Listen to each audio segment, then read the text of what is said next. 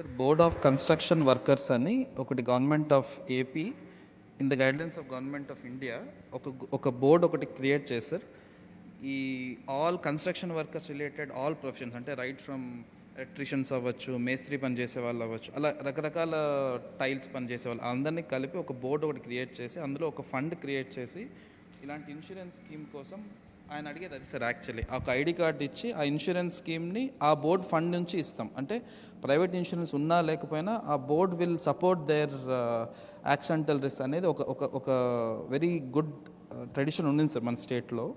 అది కొంత డైల్యూట్ అనమాట వాస్తాం. So they are again reviving. So అది సార్, అది ఇప్పుడు మళ్ళీ రివైవ్ చేస్తున్నారు సార్.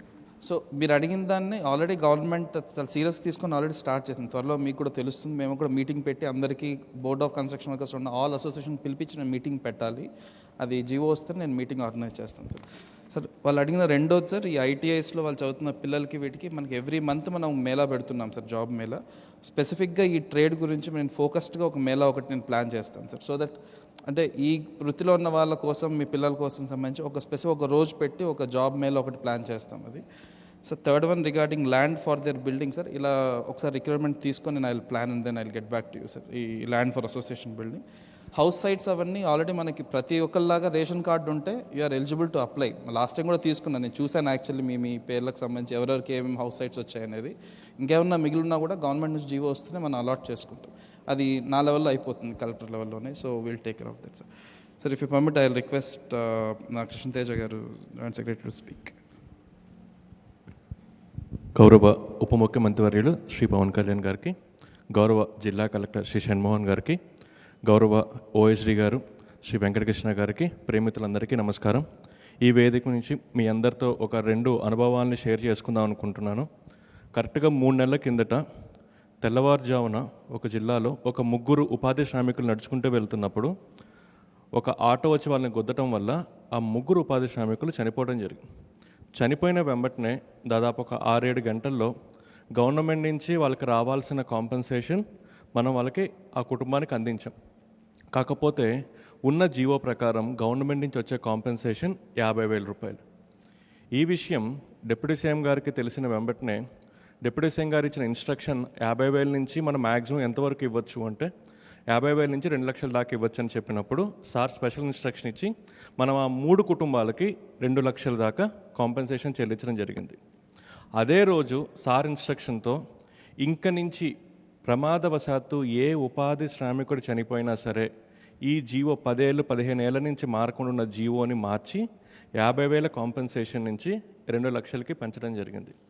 దాంతోపాటు మరుసటి రోజు మళ్ళీ డిపార్ట్మెంట్ వాళ్ళందరినీ డిప్యూటీ సీఎం గారు పిలిచి ఈ 2 లక్షలు కూడా ఆ కుటుంబానికి సరిపోకపోవచ్చు అని చెప్పి వారం పాటు ఒక మిషన్ మోడ్లో అందరి చేత ఇన్సూరెన్స్ చేయించి ఆ ఇన్సూరెన్స్ నుంచి మళ్ళీ 2 లక్షలు వచ్చే విధంగా చేశారు. అంటే ఒక జిల్లాలో 3 ఉపాధి శ్రామికులు చనిపోతే మేమనుకున్నాం ఆ 3కి రావాల్సిన కాంపెన్సేషన్ ఇస్తే సరిపోతుంది అనుకున్నాం. కానీ డిప్యూటీ సీఎం గారి ఇన్స్ట్రక్షన్ మేరకు ఆ 3కి వచ్చే కాంపెన్సేషన్ 50,000 నుంచి 2 లక్షలు పెంచి దాంతోపాటు ఇన్సూరెన్స్ నుంచి ఇంకొక 2 లక్షలు. అంటే ఫ్యూచర్లో ప్రమాదవశాత్తు ఏ ఉపాధి శ్రామికుడు చనిపోయినా ఇంక నుంచి వాళ్ళకి 50,000 కాదు, ఆ కుటుంబానికి తోడుగా 4 లక్షల రూపాయలు వచ్చే విధంగా చేయటం జరిగింది.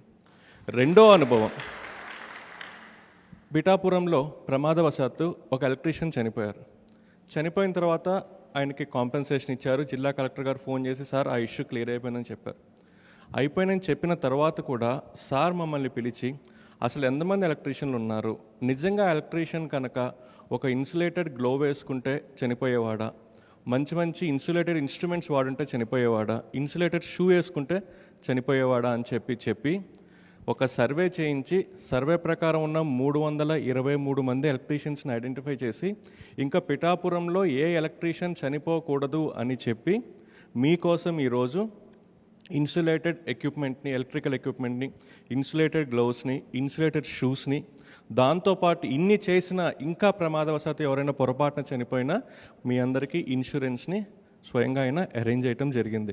కాకపోతే ఈ వేదిక మీద మీ అందరికీ చెప్పేది ఏంటంటే ఎంత ఇన్సులేటెడ్ షూ ఇచ్చినా, ఎంత ఇన్సులేటెడ్ ఎక్విప్మెంట్ ఇచ్చినా, ఎంత ఇన్సులేటెడ్ గ్లోవ్ ఇచ్చినా మీరు కొంత జాగ్రత్త వహించకపోతే దానివల్ల ఉపయోగం ఉండదు. కాబట్టి ఇచ్చిన అవన్నీ మీరు సద్వినియోగం చేసుకొని మీ కుటుంబాన్ని మీరు దృష్టిలో పెట్టుకొని కొంత భాగం జాగ్రత్త మీరు కూడా ఉండే విధంగా చేయాలి.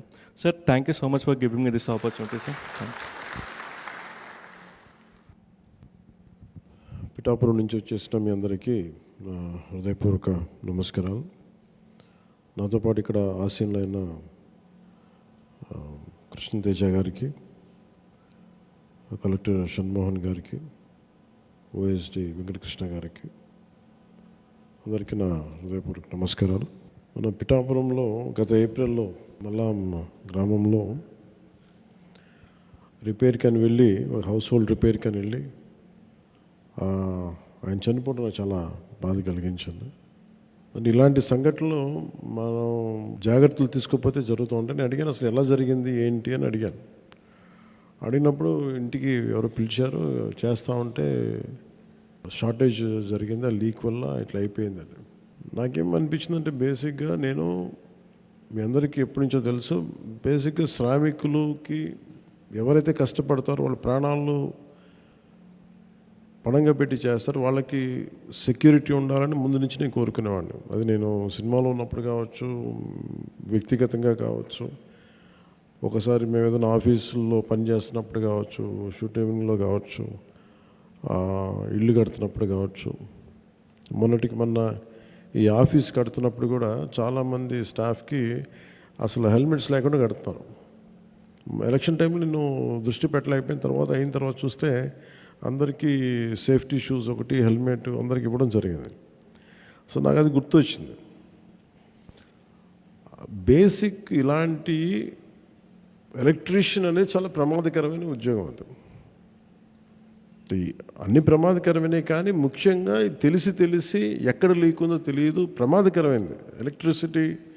దానివల్ల ఎంత మనకు వెలుగిస్తుందో ప్రాణాలు తీసే శక్తి కూడా ఎలక్ట్రిసిటీగా ఉంది. అందువల్ల చాలా జాగ్రత్తగా ఉండాలి. ఎందుకు జాగ్రత్తలు వహించలేకపోయారు అంటే రైట్ షూస్ లేవు, బేసిక్ కేర్ తీసుకోలేదు, ఇట్లాంటివి దృష్టిలోకి వచ్చినాయి ఆ రివ్యూస్లో. అదొక్కటే కాకుండా ఒకటి జాగ్రత్తలు తీసుకోకపోవడం వల్ల ఆయన ప్రాణాలు కోల్పోయారు, తద్వారా కుటుంబ సభ్యులకి సంపాదించే వ్యక్తిని కోల్పోవటం, అలాగే స్పర్ధలు కూడా రావటం, గ్రామాల్లో చిన్నపాటి గ్రామాల్లో స్పర్ధలు కూడా రావటం, అది ఇంకా ఇబ్బంది కలిగించేస్తుంది. ఒకవైపు ప్రాణం పోయిందనేది బాధ ఒకటి, ఇంట్లో సంపాదించే చేయబడి లేదనేది ఒక బాధ అయితే, దానితోడు మళ్ళీ ఈ సామాజిక స్పర్ధలు ఇంకా ఇబ్బంది కలిగజేస్తాయి. సో నాకు ఇవన్నీ చూసి అనిపించింది, ఎప్పుడు కూడా ఈ పొలిటికల్ మైండ్ సెట్లో ఉండే వాళ్ళందరూ గొడవలు పెంచి పెట్టడానికి చేస్తారు. నేనేమేమి ఆలోచిస్తానంటే ఒక గొడవ, ఒక ఇష్యూ వచ్చిందంటే దాన్ని ఎలా సాల్వ్ చేయాలని ఆలోచిస్తాను, కానీ ఎలా పెంచాలని ఆలోచించను. అందుకే నేను 100 సార్లు చెప్తూ ఉంటాను, రోడ్డు మీద ఎవరైనా వచ్చినా, బైకుల మీద వెళ్ళినా జాగ్రత్త జాగ్రత్త జాగ్రత్త అని 100 సార్లు చెప్తూ ఉంటాను. నాకు పరిధిలో ఉన్నంత వరకు మా అందరికీ కూడా అధికార యంత్రాంగం కావచ్చు, ఆఫీస్ వాళ్ళు కావచ్చు, ఎవరికైనా సరే జాగ్రత్తలు తీసుకోండి అని చెప్పి ఒక 100 సార్లు చెప్తాను, ఈవెన్ చిన్నపాటి ఫంక్షన్ చేసినా కానీ. అలాంటిది మీకు నేను ప్రాతినిధ్యం వహిస్తున్న పిఠాపురంలో జరగటం చాలా బాధ కలిగించింది.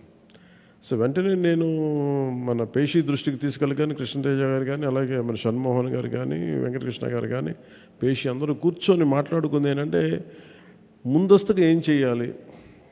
ఒకటి, పనిచేసేటప్పుడు మీ నీడ్ ఇన్సూరెన్స్ ఒకటి ఉండాలి. 2, ఇన్సూరెన్స్ కంటే ముందు అసలు సేఫ్టీ కిట్స్ ఉన్నాయా లేదా అనేది చర్చకు వచ్చింది. సో దానివల్ల ఈ రోజున మీ అందరికీ ఎంతమంది ఉన్నారని అడిగితే దాదాపు పిఠాపురం మొత్తం మీద 325 మంది ఉన్నారు అని చెప్పి ముందు. సో మీ అందరికీ ఒక 16 లక్షల పైచిలకు వర్తతోటి మీ అందరికీ ముందు సేఫ్టీ కిట్స్ని ఈరోజు మీకు ఇవ్వడం జరుగుతూ ఉంది.